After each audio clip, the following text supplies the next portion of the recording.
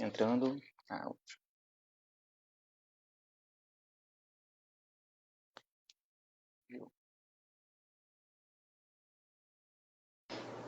maravilha, todo mundo entrando. Só aguardar primeiro o Rodrigo já entrar, que aí a gente faz as falas iniciais. Fazer os Maravilha, ajustes aqui. claro. Vamos só fazer esses ajustes. Aproveitar que o pessoal está começando a entrar. Beleza. Maravilha. Tá me Então, ouvindo se já bem, temos Rodrigo? 10 pessoas aí, tô te ouvindo bem. Tá funcionando bem. Você tá me ouvindo Beleza. bem? Tá vendo bem também? Sim, sim, sim, tudo certinho. Ah, maravilha, então. Já temos aí 15 pessoas. Então, pessoal, boa tarde. A gente segue nessas rodadas de debate com convidados. E hoje a gente tem a presença, né, para tratar de mais um assunto a respeito da pandemia, né, que o planeta inteiro está vivendo, o Dr. Rodrigo Costa. Né? Ele é sócio fundador lá do Rodrigo de Souza Costa Advogados, né? É advogado criminal, doutor, mestre pela UERJ e professor da UF. Né? Seja muito bem-vindo. Obrigado, Rodrigo. Obrigado pelo convite, pela oportunidade de estar aqui debatendo esses temas que geram É, tanta inquietação, mas vamos ver se a gente gera algum tipo de certeza nesses tempos de tanta inquietação. exato. O nosso foco hoje é o direito penal. Depois do doutor Rodrigo, a gente tem também a doutora Cândida, né, que também vai tratar de alguns assuntos relacionados. Então, hoje a conversa continua sendo bipartida. Né? Primeiro com o nosso convidado, depois com a doutora Cândida, a gente faz um pequeno debate sobre esse tema e alguns temas relacionados. Tá? Ótimo. Então, só para a gente iniciar, então, esse momento de incerteza total, né, no planeta, ele não abarca só as áreas médicas e científicas, né? Isso impacta a gente como advogado e todos os cidadãos, né, que são influenciados de alguma forma pelo direito, né, em uma medida maior ou menor, mas todos são. Sem E isso dúvida. não só nas áreas cíveis, tributárias, trabalhistas, né? A gente sabe que, independentemente da qualidade de cidadão que a gente tem, todo mundo é de alguma forma atingido pelo direito penal, né? Seja porque praticou algum delito, seja porque tem o direito penal como uma linha para não praticar ilegalidades, né? Então a gente tem agora diversas novidades, né? Com a pandemia sendo tratada pelo governo brasileiro, e aí eu gostaria muito que o senhor dissesse para a gente como é que tem sido tratado isso no âmbito criminal. Bom, vamos lá.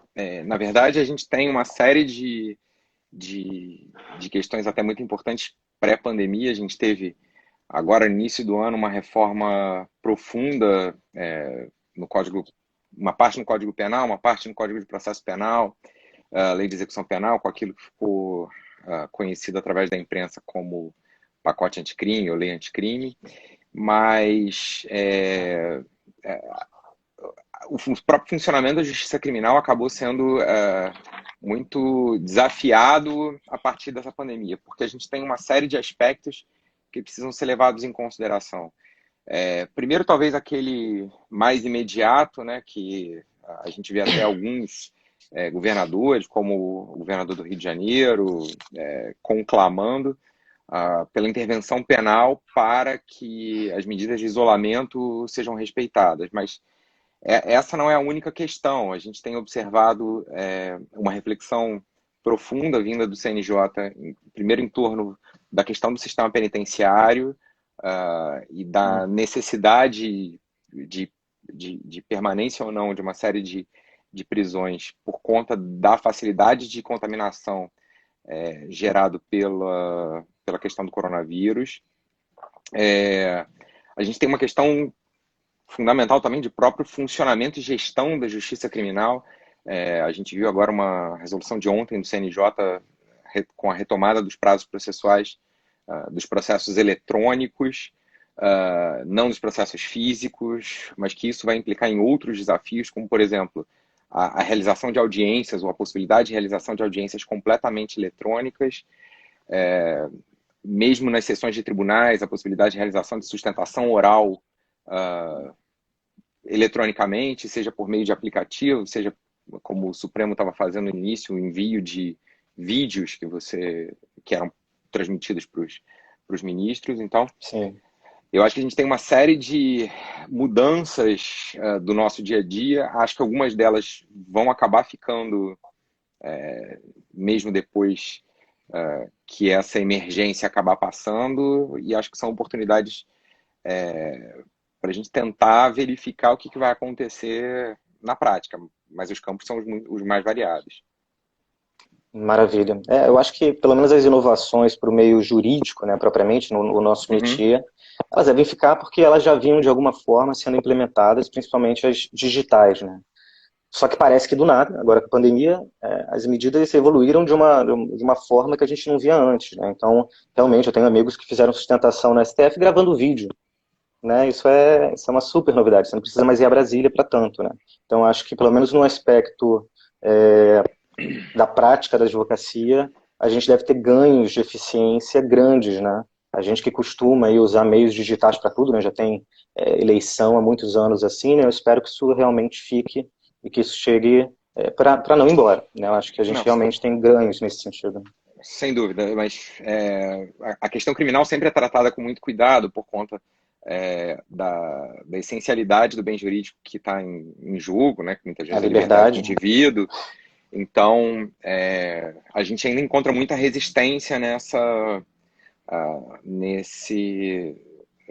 opção pelo digital, mas acho que concordo com você, acho que muitas coisas vão vir para ficar e não vai ter muito a jeito, partir não. do momento que o Estado comece a se adequar, né? Porque isso é uma coisa que tem que vir do Estado de qualquer forma, né? Sem dúvida. Então, assim, imagina fazer audiência de uma pessoa que esteja presa, você tem que ter estrutura disso na cadeia, né? Mas acredito que assim, os juízes vão ter um pouco de resistência, né? Eu cheguei a conversar com um amigo juiz, que é juiz criminal hoje em dia, e ele falou que tem muita resistência, né? Ele falou que não é tão Sim, sim. fácil assim, né?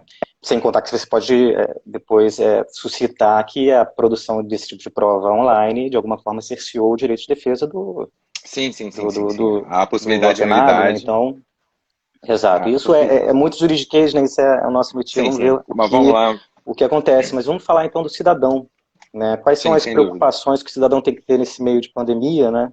Tendo em vista que a gente tem legislações sendo aprovadas aí, né, para restrição, principalmente Sem para o dúvida. isolamento, né, da população.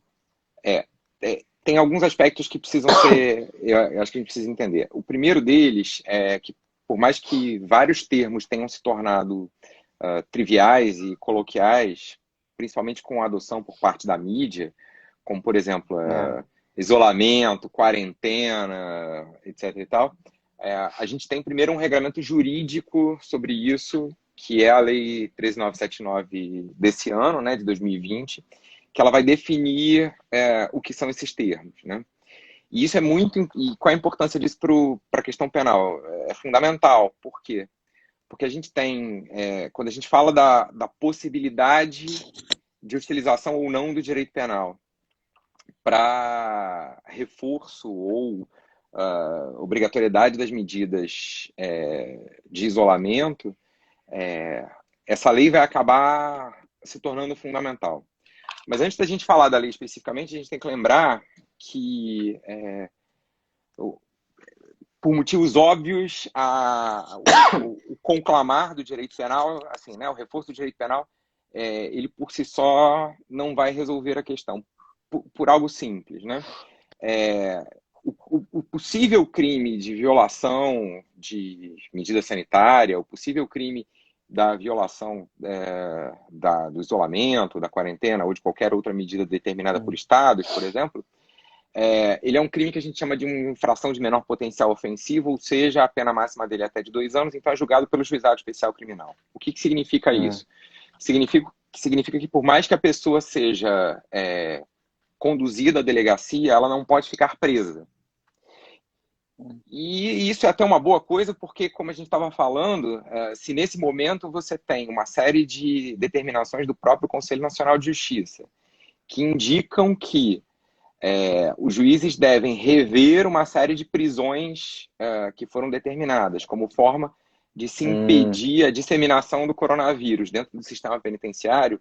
De fato, não faz muito sentido, não faria sentido você levar alguém para dentro do sistema penitenciário quando por conta da desobediência das normas de isolamento, quando o movimento da execução penal é justamente manter no cárcere os casos estritamente necessários para se evitar a propagação disso, né? Então, assim, seria um contrassenso você usar o direito penal para reforçar as medidas de isolamento e levar para o sistema penitenciário quando as pessoas estão quando existe uma força-tarefa para se tirar pessoas de lá. Então, esse é o primeiro ponto que eu acho que a gente precisa refletir. Então por que falar-se de direito penal? Por que buscar-se o direito penal? Porque o direito penal é um símbolo social de gravidade, é aquilo que a gente chama, né, da questão da chamada prevenção geral, ou seja, você usar a ameaça abstrata, né, de uma punição como forma de você indicar para a sociedade que aquilo é algo importante, que aquilo deve ser respeitado e que aquela norma deve ser cumprida, né? Então, eu acho que a gente está muito mais dentro desse registro do que dentro de qualquer outro. Acaba que isso é reforçado, só um parêntese, porque eu acho que agora, pela primeira vez na nossa geração, a gente vive uma dicotomia entre a necessidade de estar enclausurado em casa, ou seja, a gente perde por vontade própria a liberdade que a gente goza, ou, caso seja aplicado o direito penal, a gente perder isso de forma coercitiva. Então acaba que a gente perde a liberdade de qualquer forma, né? Porque todo mundo está praticando isolamento voluntário, acaba abrindo mão da sua liberdade de ir e vir, exatamente para proteger a sociedade da infecção.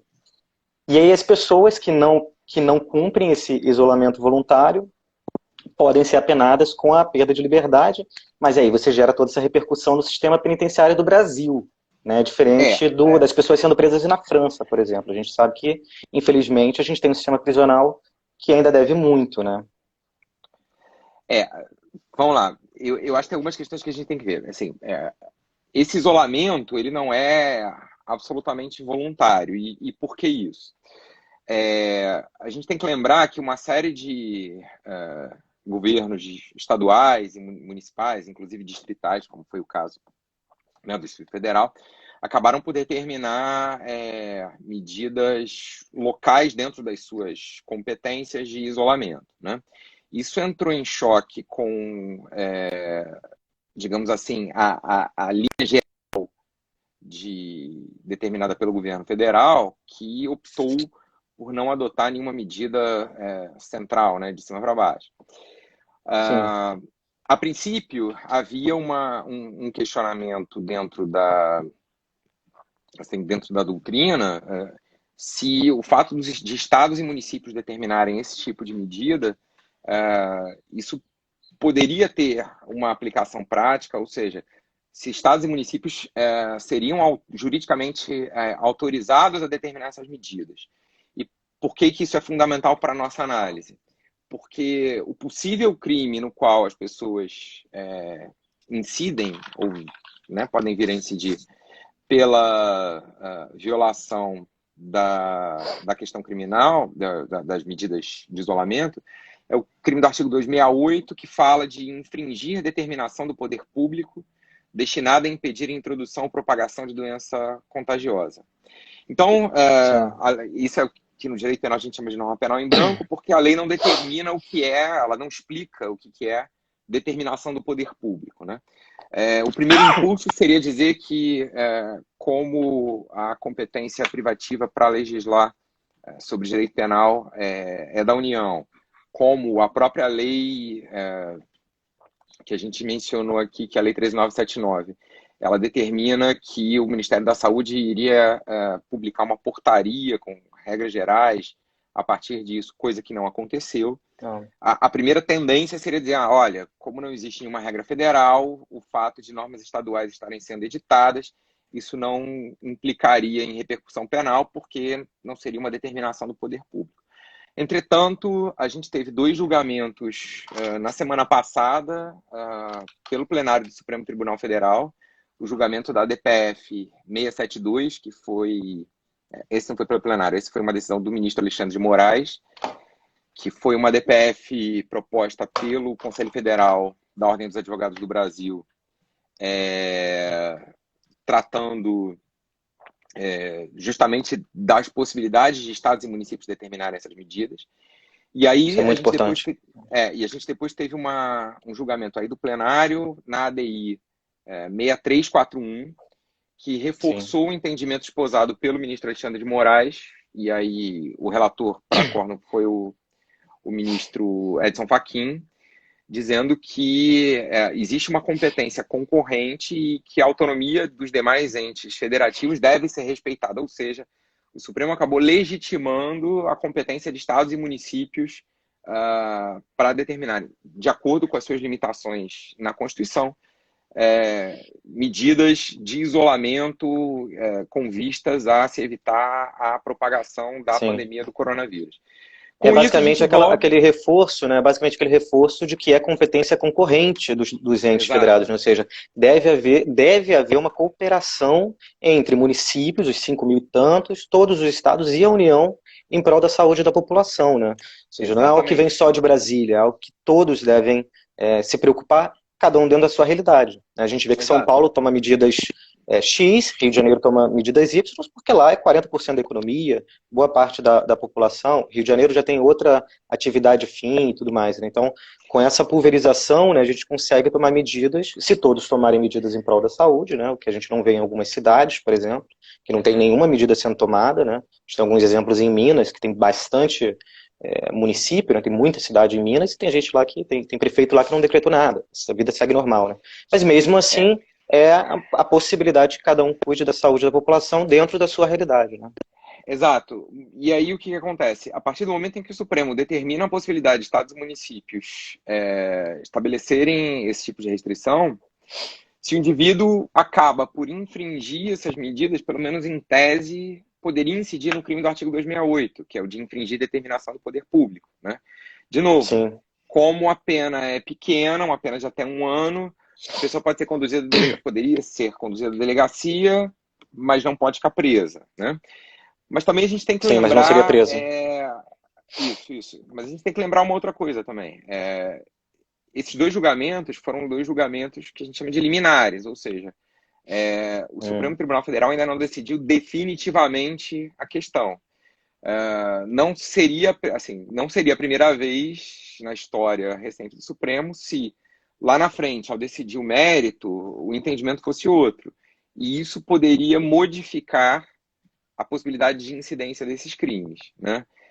Então, no final das contas... E a gente tem uma repercussão grande disso, né? Porque a gente acaba tendo um entendimento, porque não é nem só uma lei, né? Mas é um entendimento que paira só durante um tempo, né? Como é que você trata, e aí isso é bom até para explicar às pessoas, como é que você trata caso, por exemplo, pessoas sejam de fato presas, né? Vamos dizer que as pessoas são presas ou são minimamente conduzidas à delegacia, né? Isso já é um estresse para o cidadão que se sente de bem, né? Então, ser levado à delegacia já é algo muito constrangedor.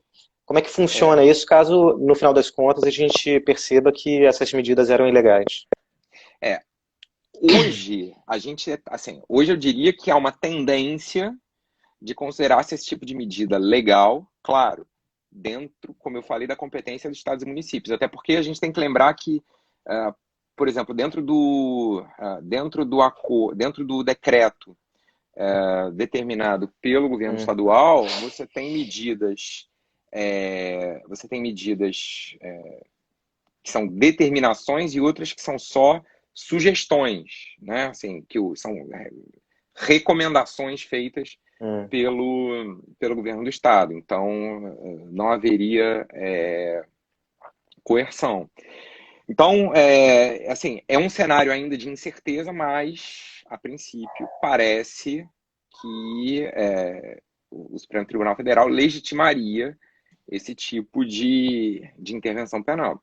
Eu até vi aqui uma pergunta, que, por exemplo, mas e como as delegacias estão funcionando? As delegacias, a princípio, estão funcionando no esquema de plantão, só para registrar casos de flagrante, casos de violência doméstica, que também é um drama social que a gente vive e que os indicativos são de que houve um incremento nesses tempos de quarentena dos índices de violência doméstica familiar contra a mulher praticados. Então, hoje o esquema está como judiciário, um esquema de plantão, que serve para o A gente registro de consegue, ocorrência. a gente pode fazer o registro online, pelo menos, né? Pode, mas em regra Isso o para registro crime de patrimônio online. já tem sido muito feito, né? Eu mesmo já fiz, assim, por ter sido roubado. Sim, sim, mas o registro online muitas vezes ele vai demandar uma ida posterior à delegacia para você pegar o Sim, registro, fazer essa, sim. ou se aquilo gerar uma Muitas das vezes investigação para você prestar o depoimento. é, Então, assim, você é chamado para reconhecer, né? Olhar aquele livro de exato. fotos, Você não ver se você consegue consegue identificar o criminoso, né? isso, você consegue fazer o primeiro registro, ou o que eles chamam de pré-registro, mas em algum momento você terá que ir à delegacia para dar andamento àquela questão. Não é possível ainda que toda a sua atuação, todo o procedimento seja online. É muito complicado porque o aumento da violência doméstica já é claro, né? As organizações já estão verificando aumentos brutais, né? E é interessante que isso já vem de outros países. Então, assim, na China, há notícias de que quadruplicou a violência doméstica. Na China, né? Que é um lugar que a gente pensa, né? Pelo pouco conhecimento que a gente tem, que é um regime um pouco mais fechado em si. Mas aumentou muito. Na Europa, a mesma coisa. E o Brasil é campeão nisso, né? Em muitos crimes, infelizmente, né? Então, como é que a mulher pode, né, no final das contas... Esse é um tema à parte até, né? Porque é um Sim, tema sim, que sim, é sim. importante tratar muito a fundo, né? Mas é complicado. Então, assim, é muito provável que outros delitos aumentem. Então, com a queda de renda brutal da população, aqui no Rio de Janeiro, então, a tendência de crimes contra o patrimônio aumente é enorme. Então, assim, se eu for assaltado, como é que eu faço, né? É, é, sim e não, Né? porque a gente viu, por exemplo, essa é a mais costumeira ligação que se faz, mas a gente viu, por exemplo, o Brasil passando por um período de mais ou menos 10 anos de diminuição de desigualdade social, e isso não se refletiu no sistema Isso não penitenciário, refletiu no... isso não se refletiu, É, por exemplo, nos crimes contra o patrimônio, que até hoje respondem por pouco mais de uma boa parcela, né? 50%, pouco mais de 50%, alguma coisa em torno de 54% dos presos que estão no nosso sistema penitenciário.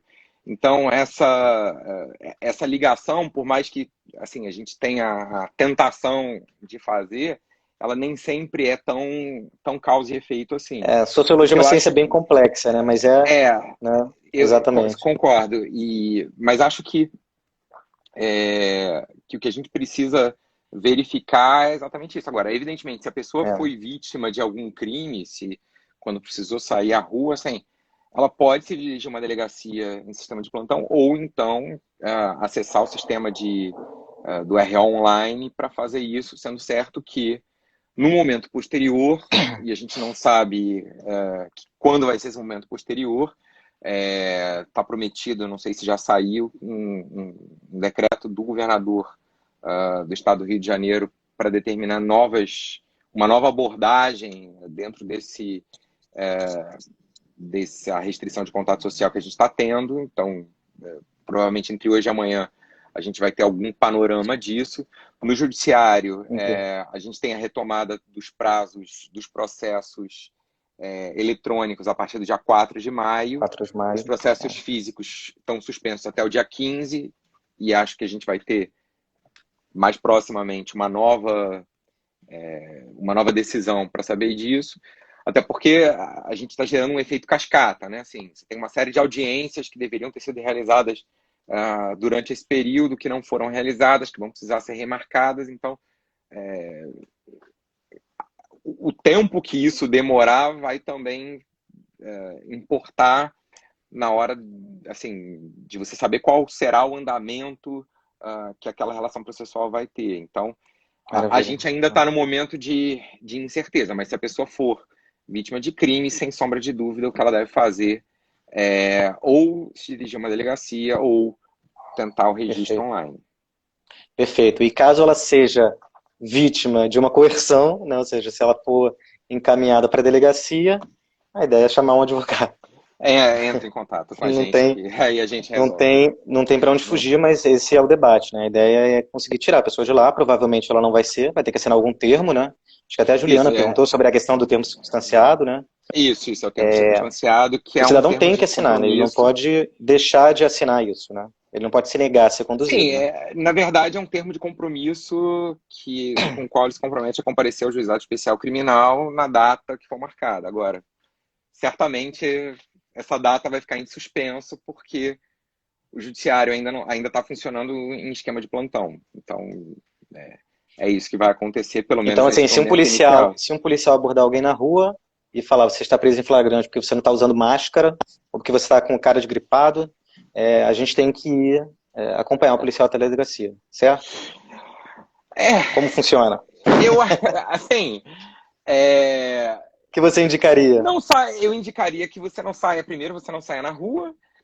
Segundo, assim, também não é uma coisa tão Sim. imediata, porque esses crimes são crimes que envolvem a questão do dolo, e a gente está com uma questão muito problemática, porque quando a gente tem discursos diferentes vindos de autoridades públicas, isso gera uma insegurança brutal no cidadão, porque muitas vezes ele não sabe a quem recorrer, em quem confiar, que norma ele deve seguir. A gente tem que lembrar que as pessoas não estão proibidas de sair nas ruas, por exemplo, se você. E em lugar nenhum do mundo as pessoas são proibidas de sair na rua, por exemplo, para comprar medicamento, para ir ao mercado, assim. Essas são ações permitidas, mesmo em lugares que estão sob lockdown total. Então, eu acho que a questão do dolo também vai ser uma questão muito importante nisso aí. Nem todo mundo tem, primeiro, o conhecimento da questão desse decreto do município. O acesso às máscaras também tem sido um acesso cada vez mais dificultado por conta da grande procura. Então, se o indivíduo está sem máscara porque não conseguiu efetivamente ter o acesso a Ou ela e comprar ou precisa. fazer, né? Porque mesmo assim eu não É, tenho nenhuma habilidade com costura. Imagina se eu precisasse fazer. exato. E ele Né? precisa, por exemplo, ir Seria um até a desdobramento. farmácia para comprar um medicamento. Por óbvio que esse sujeito não pode ser apenado porque ele não tem o dolo de infringir nenhuma medida sanitária específica. Só não é possível a ele realizar por uma série de circunstâncias que podem ser econômicas, que podem ser Sim, de, de, de, de coerência entre as autoridades, de falta de coerência entre as autoridades, sim. que levam o indivíduo a não saber muitas vezes que norma seguir. Então, eu acho que a gente tem que tratar isso ainda com muita precaução por conta da questão do dolo, que também vai ser uma variável muito importante quando esses processos forem gerados, se esses processos forem gerados na discussão da existência ou não da prática criminosa. Acaba que a comprovação de dolo, ou seja, da intenção da pessoa em praticar aquela conduta, né? É sempre muito difícil, né, na maioria dos casos, porque você tem que entrar dentro do íntimo, né, da pessoa através das atitudes que ela toma, né?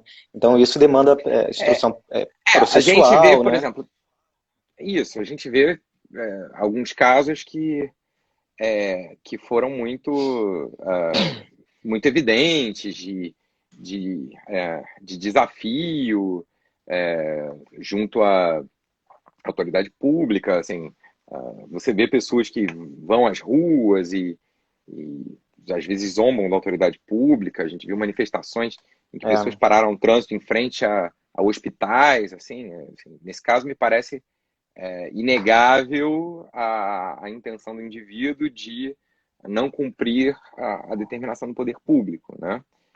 Mas você tem uma série de situações limítrofes aí que podem gerar ou não a configuração criminosa. principalmente quando a gente fala de pessoas desacompanhadas indo ao mercado, né? Sim, não, Então, que é não, mas aí basicamente o que não a há, gente tem feito, né? aí não é Até por dúvida, estado de aí não é dúvida. necessidade, né? Precisamos nos alimentar, Não, de aí não há tempos em dúvida. tempos Aí temos que ir, né? essa é uma medida que é legal, é amparada e é autorizada pelo poder público. Então não há, assim, aí eu acho que não há nem discussão, entendeu? Nem Maravilha. Eu possibilidade acho de que se configurar qualquer todo mundo prática que está assistindo a criminosa. gente pode ficar um pouco tranquilo quanto a isso, né? Desde que todo mundo tome os cuidados sanitários necessários, né? Pelos outros e por si próprio, né? Eu acho que ninguém quer Sim, pegar essa doença à toa. Então, claro, claro. sendo dessa forma, E só lembrando que, por exemplo, no estado, como eu falei, no estado do Rio de Janeiro, é, toda essa nossa discussão aqui pode mudar de prisma, dependendo das medidas ou das novas medidas que o governador determinar entre Tome, hoje e né? amanhã como tá prometido. A gente teve um comentário aí da Bárbara Lucarini falando que só hoje 407 mortes, né? Mortos Sim, no em Brasil nas 24 últimas horas. 24 Então, horas. muita gente, né? Muita gente. Então, assim, acho que todo mundo está agora bem ciente do que, como cidadão, a gente pode fazer, né? Agora, vamos só falar de outros cidadãos, né? É um tema que... Quais são os cidadãos? Aqueles que estão presos, ou seja, aqueles que já estão privados da sua liberdade porque praticaram delitos. Muita gente tem se questionado, e questionado os advogados até a título de curiosidade mesmo, né? Uhum. Puxa, estão protegendo os bandidos, né? O pessoal está preso lá, tem gente sendo solta, tem gente recebendo benefícios, aí sempre surge algum político, né, que esteja preso, que acaba causando uma repercussão grande, né? Então, assim, para leigos, né? Como é que funciona isso, né? Qual é a proteção que o Estado tem a obrigação de dar a essas pessoas que continuam sendo cidadãos, apesar de terem cometido diversos atos, e além de tudo são seres humanos, né? O Estado tem que zelar por eles. E como é que funciona essa possibilidade ou não de migração de regime, né? Porque tem gente que estava num regime fechado, está tendo alguma velocidade maior para a progressão desse regime para regimes menos gravosos por causa da pandemia? Sim, vamos lá. Infelizmente, os termos usados por programas vespertinos em que indivíduos ficam bradando questões criminais não são os mais adequados, né? Bandido, cidadão de bem, são termos que a gente não... que juridicamente é sempre prudente a gente evitar. Mas o que está acontecendo é uma questão, é até uma questão interessante para a reflexão do direito penal. Por quê? Se a gente está vendo, o que a gente está vendo é o juiz sendo obrigado a rever uma série de prisões, né? Por quê? Porque o Estado brasileiro chegou à conclusão de que o ambiente, e acho que isso não é novidade para ninguém, que o ambiente carcerário é um ambiente absurdamente insalubre, muito propício para uma rápida disseminação do coronavírus, e por isso, basicamente, o que o Judiciário e o Conselho Nacional de Justiça têm determinado é o seguinte: tentem ver quem realmente precisa ficar preso. As prisões que você puder evitar, solte. E a gente tem visto em alguns estados determinações massivas de solturas, né? O que de cara já coloca uma questão. Se o Estado considera possível esse tipo de soltura, talvez essa prisão não fosse tão necessária assim. Então, Já antes da pandemia.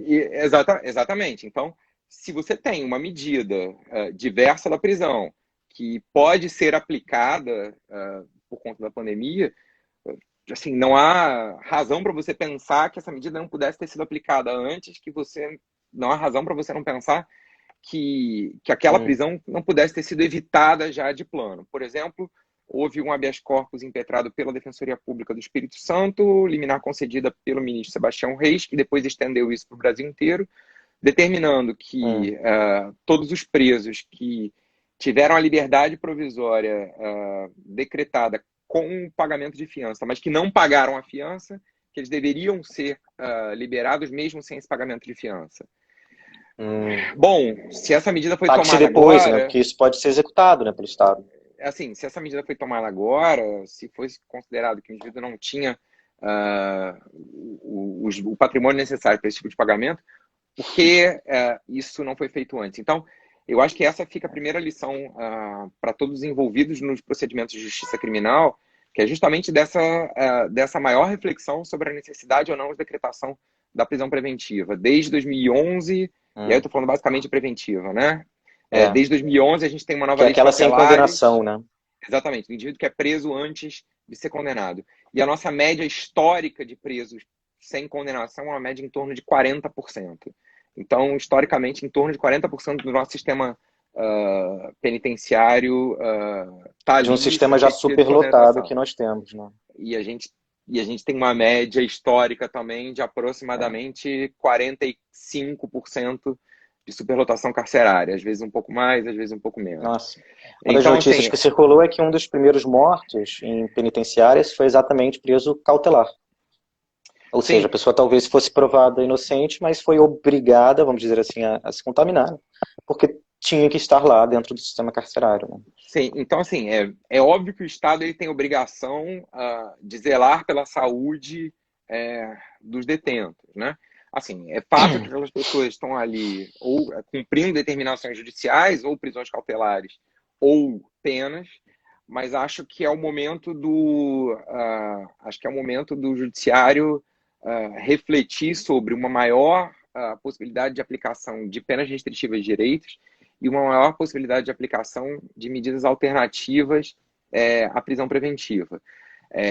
Tomara que, até com a mudança recente que a gente teve esse ano do pacote da chamada lei anticrime, né, que o nome é horrível, porque afinal de contas toda lei penal ela acaba sendo anticrime, então assim, o termo é até um contrassenso, mas que a determinação de que o juiz reveja a cada 90 dias a necessidade de manutenção daquela prisão, acho que isso já é um avanço, mas talvez a gente possa avançar um pouco mais, ou seja, que a reflexão em torno da decretação da prisão de alguém que tem que ser alguma coisa extrema, né?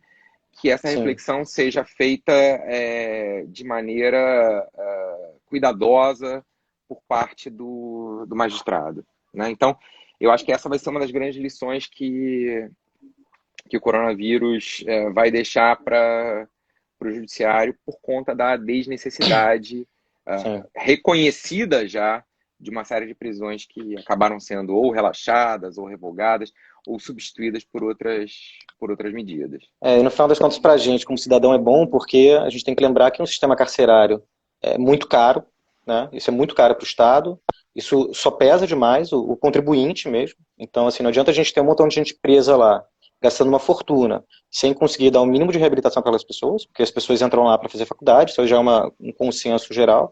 É, e a gente tem grandes rebeliões, grandes centros de comando dentro de prisões. Então, assim, a partir do momento que você começa a desopilar um pouco essa estrutura, provavelmente você vai ter também uma maior qualidade do próprio sistema carcerário, né, e do objetivo É, que ele tem como sociedade. eu acho que a gente tem que ter, e juro por ser breve, eu acho que a gente tem que ter uma coisa muito clara em mente. Assim, é óbvio que existem prisões que são necessárias. É óbvio que a pena privativa de liberdade ela existe e deve ser aplicada em uma série de hipóteses previstas na nossa legislação. A única coisa que a gente tem que tentar pensar e refletir assim, o contingente carcerário que a gente tem hoje, que está em torno de 750 mil pessoas, Muita gente. todo esse contingente carcerário ele é necessário, principalmente quando a gente tem mais ou menos 750 mil pessoas e alguma coisa próxima de 400 mil vagas, né? Então a gente tem entre 300 e 350 mil vagas de déficit no nosso sistema. Então, assim, na verdade, nunca se puniu tanto como se pune atualmente no Brasil, mas a qualidade da punição eu acho que é uma reflexão que o judiciário deve herdar justamente dessa série de revisões que eles estão fazendo nos dias atuais. Maravilha. Principalmente hoje que a gente tem medidas que podem ser adotadas de outra forma, né? As pessoas não precisam necessariamente estar presas para estarem cumprindo pena, né? E fora Uhum. o suporte tecnológico que a gente tem hoje em dia, com todo esse rastreamento que se faz dos Sim, presos, né, hoje em dia, né, esse monitoramento monitoramento. eletrônico. Exatamente, né, então acho que a gente tende a avançar nesse caminho, né. Sem Felizmente nosso dúvida. tempo está acabando, a doutora Cândida vai entrar, eu queria agradecer a sua disponibilidade, Rodrigo, mais uma vez, nosso grande parceiro Eu que na área agradeço, criminal, Rodrigo.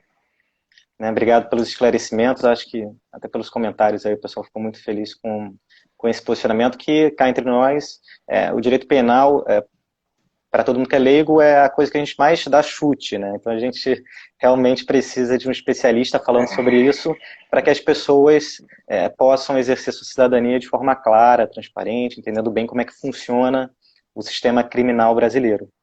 Né? Muito obrigado De pelos seus fato, assim, esclarecimentos.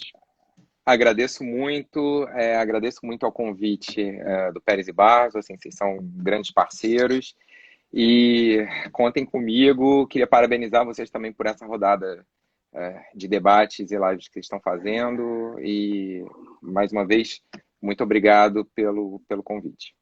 Excelente. Só para te lembrar que vai ficar salvo lá, para todo mundo que está vendo que é seu seguidor.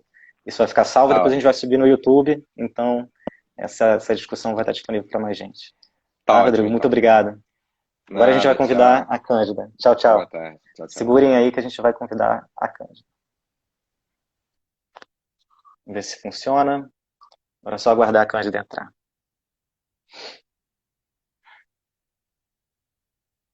As pessoas perguntando aí sobre... Deixa eu só esperar a Cândida entrar aqui. Cândida, já te dei um sinal.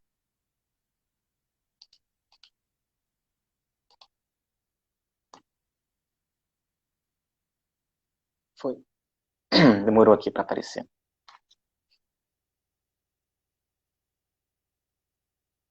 Vamos ver se entra. Tá só aguardando um pouquinho. Aí estamos nós. Tudo bem? Tudo bom? Pessoal, essa é a Cândida Terra.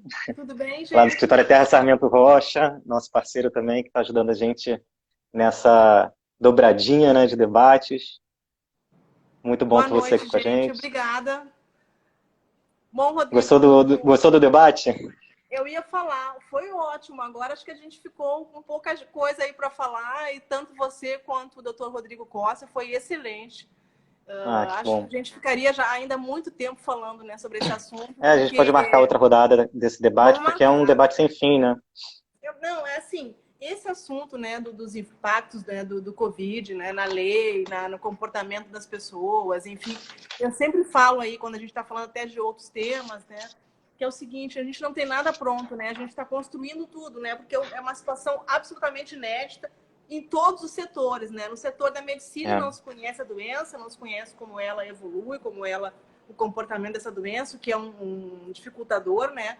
E na nossa área, na área jurídica, então tá uma loucura, né? Uma enxurrada aí de normas todos os dias para a gente acompanhar isso. É um trabalho de Hércules, né? Então, o que está se tentando, na verdade, é se adaptar a algumas coisas que já se tinha na legislação, como esse caso aí do Código Penal, que já se tinha uma previsão genérica, né? Com relação à penalidade, né? No momento que você submete outras pessoas ao contágio de alguma doença infecciosa. Então, já existia isso. E outra coisa também que eu achei interessante a colocação de vocês, e eu toda hora fico também me perguntando, acho que a população, acho que nós advogados, talvez um pouco menos, que a gente está mais acostumado a administrar um pouco esse caos. Mas eu imagino que a população ela está um pouco sem saber para que lado ela olha, né? Porque realmente a gente está tendo decisões, né? Decisões federais, estaduais, aí vem o município e legisla. Então, é complicado. Inclusive, essa observação está sendo feita, inclusive, por algumas pessoas fora do Brasil que enxergam isso e olham, olha, vocês estão batendo cabeça por aí. E a gente responde o seguinte, né? Ainda bem que é só na época de coronavírus, que isso não aconteceu antes. Nunca. Mas, realmente, o assunto é complexo, a gente está aprendendo, está construindo, né? E agora a gente e com isso a gente tem novidades, né? Com isso a gente acaba tendo novidades todo dia, né? Cada 10 minutos tudo muda. E hoje a gente já começa a valer, né, gente? Acho que todo mundo já está ciente, o decreto do município de que as pessoas têm que sair na rua, têm que usar a máscara, né? Aquela máscara que não é a máscara profissional, que é aquela máscara, vamos chamar de caseira, mas que ela tem que respeitar algumas normas, né? Que inclusive estão no decreto e são explicadas no decreto. E maravilha. Muito bem colocado por vocês, pelo Dr. Rodrigo Costa, a questão, né, das penalidades. Depois até eu vou falar um pouquinho mais sobre o decreto, mas eu estava aqui pensando enquanto vocês estavam falando. É lógico que o município ele não pode legislar sobre questões, né, ligadas ao direito penal, né? Ela não é competência do município, né, mas sim da esfera federal. Então, o que fez o município? Ele lançou mão, né, de uma legislação que já existia no Código Penal, né, e trouxe para esse decreto essa punição, né, para as pessoas que desobedecerem à lei. E aí eu fico me perguntando, a minha opinião pessoal é que é uma pena que a gente tenha que observar nesse caso a conduta dolosa, porque eu entendo como é muito difícil, na minha opinião, você comprovar o dolo. Então, eu, Cândida, saio agora para ir até a farmácia ou vou a pé até a farmácia próxima da minha casa. e eu vou sem máscara. Mas eu posso É. ter sem máscara não com a intenção de contaminar ninguém, mas é porque eu não tinha máscara, porque a máscara estava molhada, porque eu saí correndo, que o meu filho estava passando mal. É difícil Esqueci, né? você configurar o dólar. Eu acho que vai ser, a não ser que, eu acho que vai ser configurado o dólar, por exemplo, se você reunir um grupo de pessoas e todo mundo sem máscara, aí eu acho que realmente você está configurando a questão do Eu dólar. acho que é Agora, bem fora essa linha isso, vai ser mesmo. muito difícil. Hã? Desculpa, Eu acho que é Rodrigo. bem essa, eu acho que é bem essa linha mesmo, né? É que nem o Rodrigo citou, né? Você precisa realmente ter a exteriorização dessa Pois vontade em é. praticar aquele crime, né? Então acaba que a gente não consegue Vai ser utilizar muito o direito difícil. penal, Vai ser muito né, na difícil, porque prática para esse quase, tipo de assim, eu acho limitação que, individual, né?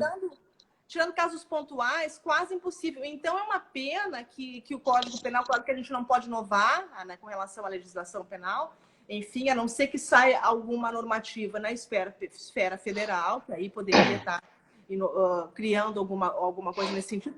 Mas eu, pessoalmente, não sou criminalista, mas eu acho que o indivíduo deveria ser, na verdade, né, com uma relação a uma conduta, uma atitude culposa, porque aí se você sai na rua, eu sei que isso não está previsto na lei, mas se você sai na Não, rua sem máscara, você está assumindo o risco de contaminar alguém. é, Então seria questão, né, exato. que a gente enxerga Só, com relação à culpa. Mas o que não é o que está acontecendo, porque a gente não tem previsão legal prevendo a questão da conduta a gente não culposa. tem, né? Então Só acaba para todo mundo entender, aqui no Brasil a gente depende de fato da lei, né? A lei que gera que a norma incriminadora. Então não é que nem outras culturas que têm outras fontes de direito e direito penal. Então assim, a gente isso. não pode criminalizar alguém por uma lei que não tenha existido previamente àquela prática. E é claro É, que inovar essa lei agora, no meio da pandemia, é um caos. A gente tem outras coisas mais importantes. A gente tem que sim. aprovar a verba para a saúde. Né? Isso é o mais importante agora. Né?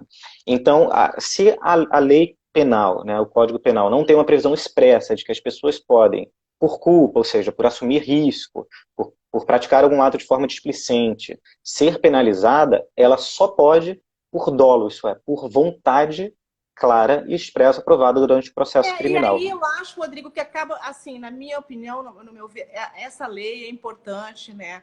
Eu acho que ela tem um caráter um pouco assim, como muitas vezes a população até não tem conhecimento dessa diferença de dolo e culpa, enfim, ela acaba, de uma certa forma, criando, assim, assustando um pouco, né? Então as pessoas vão começar a difundir, não, se você sair sem máscara, você vai ser preso. Eu acho ótimo que as pessoas até façam essa confusão, assim, não que a gente não está aqui, claro que a gente está aqui para esclarecer juridicamente, para que as pessoas entendam qual é o pano de fundo. Mas, na verdade, eu acho que ela é mais um caráter mesmo pedagógico. Eu vejo de uma forma muito Sim. pedagógica, né? É claro que ela também prevê a multa, mas, assim, essa questão realmente do aspecto penal acaba sendo eu acho que vai funcionar, vai ficar um pouco inócuo, assim, porque vai ser muito difícil, a não ser como se eu reunir. Agora resolvo reunir aqui numa praça, aqui na esquina da minha Fazer um casa, evento. e fazer um churrasquinho na praça e chamo um monte de gente, digo, gente, pelo amor de Deus, não usa máscara, não vai usar máscara, não sei o quê. Enfim, aí realmente eu deveria estar respondendo por uma conduta, né, dolosa nesse sentido, né, Rodrigo? Sim. Sim, Vamos falar acredito. um E aí, pouquinho como é mais que do funciona? decreto? Como é que funciona no decreto? A gente tem aí 12 minutinhos. Como é que funciona no decreto a questão da multa, né? Eu, como cidadão, se for na rua sem máscara, eu posso ser multado ou O não? que Como é diz que o decreto decreto? previu isso? Eu vou ler aqui, porque aí facilita pra gente, tá? Bom, o Tá. que fala o decreto, né? Ele fala: fica considerado obrigatório o uso de máscara facial não profissional, que é a máscara, a princípio, a máscara caseira, né? Durante o deslocamento de pessoas Sim. pelos bens públicos do município e para o atendimento em estabelecimentos com funcionamento autorizado. Em especial, os meios de transporte, né? Público ou privado de passageiros. Então, você tem que usar em qualquer lugar, qualquer meio de transporte que você for utilizar. Pode ser um Uber, um táxi, né? Então, Sim. transporte privado, mas você está utilizando o meio de transporte. Dentro do seu carro, não entendo que você precisa usar. É claro que dentro do seu carro particular, não. Agora, se você pegar um táxi, um Uber, entendo que você tem que usar. Para desempenho de atividade compartilhada dos setores públicos e privados. Ou seja, ele estiver num delivery, numa cozinha de um restaurante, nos supermercados todos, né? Todos os supermercados as pessoas têm que estar usando máscara. Se os Todos os escritórios locais forem têm que ter liberados numa próxima fase, você acredita que a gente vai ter que usar máscara no escritório? Se tiver em vigor essa lei ainda, né, Rodrigo, entendo que sim. Porque se as atividades forem gradualmente, né, forem sendo liberadas, entendo que a não ser que mude alguma coisa, vamos ter que usar. Então, assim, Sim. e aí o responsável pelo estabelecimento, é claro que um estabelecimento comercial, a pessoa jurídica, ela não responde por crime, né? Salvo algumas questões ali que a gente tem no âmbito do ambiental, mas é muito específico, Sim. eu não sou especialista no assunto. Mas aí eu entendo que o responsável pelo estabelecimento, por exemplo, o sócio do escritório, o sócio do restaurante, as pessoas que respondem por aquele estabelecimento podem ser, sim, responsabilizadas no aspecto Isso é penal. muito interessante para as pessoas ficarem atentas, né? Atentas, porque a gente tem muita gente que segue a gente que é empresário, né? Então, assim, tem um cuidado com os seus funcionários, né? Não só pela saúde em si deles, mas também porque você tem obrigações acessórias agora como empresário, também para vestir seus funcionários, e aí que é a grande questão, né? Eu acho que é importante que essas empresas forneçam, né, essas máscaras para os seus empregados, para que eles estejam sempre no atendimento ao público e no contato interno com máscara, né? Sob pena das multas que a Prefeitura do Rio previu, né? Pode, exatamente. E outra coisa, gente, agora as máscaras, inclusive, né, elas têm, assim, não é tão simples, né, Rodrigo? Porque aqui, quando a gente fala do anexo, que fala da confecção das máscaras e dos cuidados que tem que ter, né, num supermercado, numa padaria, você tem que providenciar a substituição da máscara a cada 3 horas. É o que está no decreto. Então, assim, existe uma série de cuidados que tem que se adotar. Não é simplesmente dar máscara que entrou de manhã e vai ficar até a noite. E até a noite, segue. Né? Então, assim, O decreto fala que você tem que ter pelo menos, são 4 ou exatamente 5 máscaras, né? Hã? São 4 ou 5 máscaras, né, que cada indivíduo deve possuir, né? Então, assim, se você vai costurar a sua própria máscara, lembre de costurar mais de uma, porque vai que você precisa passar mais tempo na rua, né? Até porque isso pode ser questionado. Se a sua máscara molhar, seu áudio está Você tem que cortando. trocar a cada Seu 3 áudio está cortando um horas. Você tem que pouquinho. trocar a cada 3 horas. A cada 3 horas. Cortou um pouquinho seu áudio. Não, eu Voltou. falei que você tem que trocar a máscara a cada 3 horas. Melhorou? Melhorou. E agora? Voltou. Então tem uma série de coisas. Eu recomendo que principalmente quem a gente que está confeccionando. Melhorou? Dá para ouvir? Melhorou. Tô te Eu ouvindo. vejo muita gente que está confeccionando máscaras, inclusive é uma renda que essas pessoas observem o que diz o anexo do decreto, mudam. Em número de 5 para casa compartilhada, a gente não pode emprestar máscara de uma pessoa para outra. Não, agora vai logo ali, desce do carro, pega a minha máscara para pegar uma coisa. Não pode. Então você não pode compartilhar a máscara, entendeu, gente? Então, é que nem escova de dente, não pode compartilhar, não deve. Então, assim, né, é uma série. Você já tá com a sua máscara aí, né? Tô vendo. Cuidados que tem que adotar. Hã? Falhou, Rodrigo. Não, tô vendo que você já tá com a sua máscara aí. Ah, pois é, já tô com a minha máscara. E, gente, tenham cuidado para colocar a máscara. Vocês sabem como é que é, né? Você tem que botar na orelha. Maravilha. Assim, e depois você puxa aqui, né? Não pegar pelo lado do nariz. Isso é muito importante. Porque senão você se contamina de qualquer forma, né? Sem encostar. Não tem jeito. Maravilha. Todo mundo tem máscara. Lavar a máscara, né? Lavar máscara ou de máscara. Então, isso é importante, porque eu tenho recebido muita gente no WhatsApp que está... Vamos aproveitar, Rodrigo, dentro desse nosso... Né, que são debates da pandemia. Eu queria convidar, já que está finalizando aí, todos vocês. Amanhã a gente vai ter um debate muito interessante, inclusive com relação a uma área, que é a nossa área de atendimento, que é a área do direito digital, e a gente tem um professor financeiro que vai estar falando de impactos do Covid-19 na privacidade de dados, com uma visão realmente da Europa, trazendo a visão deles, como é que está funcionando na Europa. É um professor que dá aula de privacidade de dados há 25 anos na universidade lá de Benja. Então, é uma personalidade já no assunto, uma autoridade. Então, eu queria convidar você, vai ser pelo Zoom e nas nossas páginas do Pérez e Barros, do Terraçamento Rocha, tem lá o ID para vocês poderem se conectar às 5 da tarde para participar desse debate bem importante, interessante, porque a gente está vivendo uma era completamente digital, né, gente? Então, é importante todo mundo ter conhecimento de como as coisas estão funcionando. É isso. Tá me ouvindo? Tô te ouvindo aqui, mas deu uma falha. Oi, Rodrigo. Só para lembrar todo mundo, então, que amanhã, Tá com delay. como você falou, tá com um delay. Só para lembrar que amanhã é pelo Zoom, né? O Zoom é um aplicativo, é só escrever ZOOM, baixar esse aplicativo, e nas nossas páginas... Isso, e nas nossas páginas você tem lá o ID, que é um númerozinho que você coloca lá e consegue acessar a conversa, tá? Só para a gente fechar, tem uma pergunta aqui falando se é só no Rio de Janeiro. É só no Rio de Janeiro esse decreto, tá? Mas eu acho que fica de lição para as demais cidades também, quem puder utilizar, porque não é simplesmente a lei que nos protege do coronavírus, é a nossa prática diária. Então fica a dica já da medida que já é adotada aqui no Rio de Janeiro a partir de hoje. Tá? Queria agradecer a todos que ficaram com a gente aqui até o final. Lembrando que isso vai ser salvo nas nossas páginas, no YouTube. Tá?